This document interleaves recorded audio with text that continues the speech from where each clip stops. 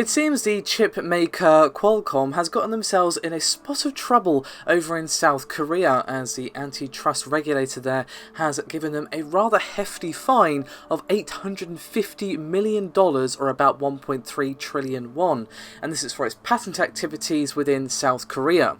Now, of course, when I say the name Qualcomm, you immediately think of chips and your smartphone, as most ARM-based systems for various Android phones, LTE modems, various other technologies, they probably have a Qualcomm chip within them. But they do have another side to their business that isn't this. They actually make a significant amount of money from licensing deals thanks to a rather stacked portfolio of patents which are related to wireless technologies.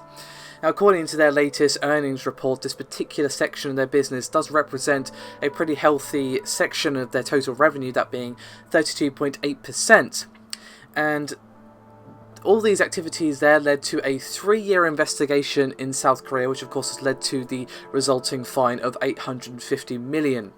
Now, according to the regulator, Qualcomm should have been sharing more patents with other chip makers, who of course include direct competitors like Samsung, MediaTek and Intel.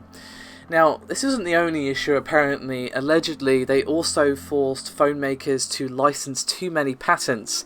Now, obviously, Qualcomm is a key supplier for numerous people in the smartphone business, and basically they were told by Qualcomm that they would need to purchase a bunch of licenses, even some that were not actually required. And of course, when Qualcomm literally has the heart and soul of your device, the brain, in their hands, you can kind of see how you'd be compelled to not say no. Now, it is pretty likely that Qualcomm will be disputing this particular ruling and laying down an official appeal, but they most likely will have to pay up before the appeal because appeals take quite some time. But of course, if the ruling does end up being changed or cancelled later on down the road, they will of course be reimbursed by the South Korean administration.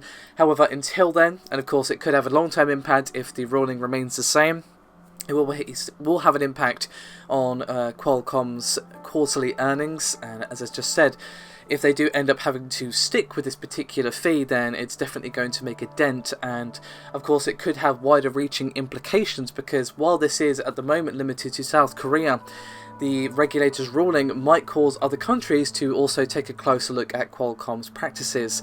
Now, of course, different countries equals different laws and yada yada yada, but there still might be some stuff that'll be hinky in other countries, and of course if they get fined left, right and centre for various patent dealings or what have you, then it definitely will be bad for them. But for the moment, that's pure speculation.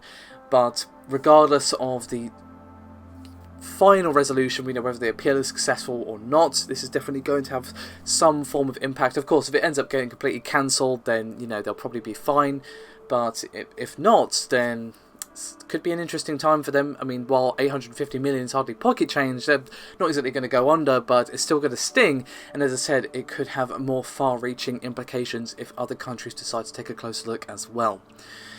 So, I will include the source for this in the description below this video, so just to give it a read if you're at all interested. Thank you very much for watching, and I'll see you next time.